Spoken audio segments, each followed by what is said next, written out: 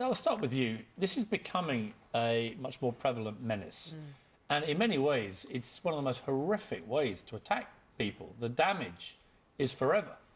Absolutely. I mean, when I was in the police, I dealt with domestic violence instances where men had thrown acid on women who were about to leave them. It was horrific, absolutely horrific. And what we've seen over the last few years is that gang members have now used it as a weapon of choice.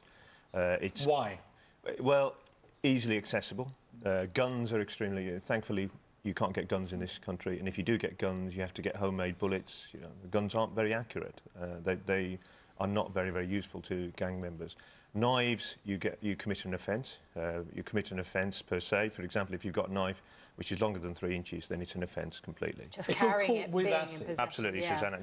Just carrying it is an offence. Yeah. Whereas if you are caught carrying acid, as Biz was going to say, then you can just say, just off to do something. Absolutely, you can go in, you can buy it on the internet, you can buy sulfuric acid on the internet. My 15-year-old daughter could get onto the internet and order sulfuric acid. Jermaine, you were in a gang.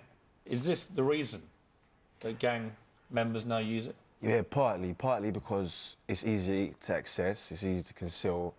If you're a criminal and you're one of these young men that find yourself in one of these vicious cycles of constantly being in danger, you have to understand the mentality that these young men have, that they're in a gang, that they have enemies, and their enemies are using acid. So, like you were saying, for example, you can't bring a knife to a gunfight. Carrying acid, you're gonna be able to cause a person to be a victim for life. If you get caught, you're not gonna get that harsh of a sentence. In comparison to if you was carrying a knife and you use that knife, that person's a good chance they could die. Or alternative would be that they'll have a colostomy bag. So you can cause maximum pain, agony, wounding, but actually a minimum receive less custodial sentence for it. See, that's extraordinary. Although it would depend on the injury. You know, if you squirted acid on somebody and you blinded them, you could be potentially looking at a life sentence. So it would depend on. What's the answer?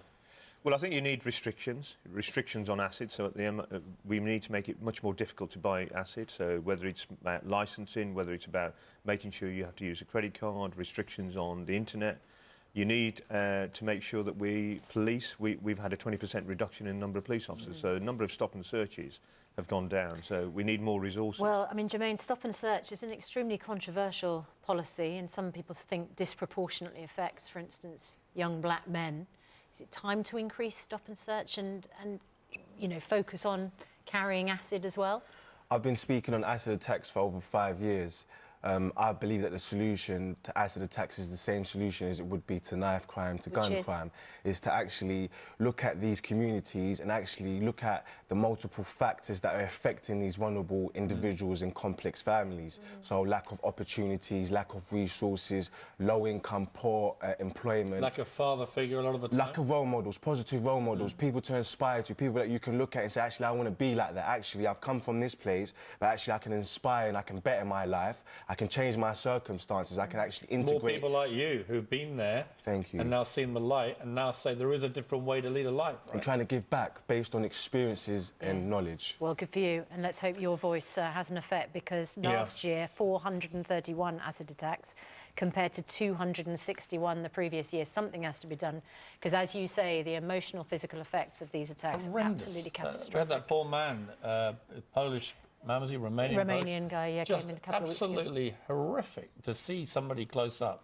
And that was a domestic violence attack. His girlfriend, jealous and upset, and poured acid over his face as he was asleep. His life completely changed. Bravely speaking out about it. Dal, thank you very much indeed. Jermaine, good to talk to you. Thanks very much indeed.